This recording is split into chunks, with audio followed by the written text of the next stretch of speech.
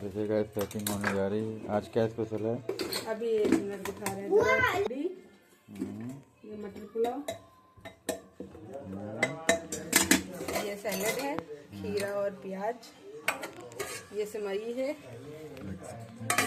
ये mix veg है आज हमारी, और ये है पनीर मसाला। ये संडे स्पेशल थाली है। नेक्स्ट ब्लॉग में मिलते हैं।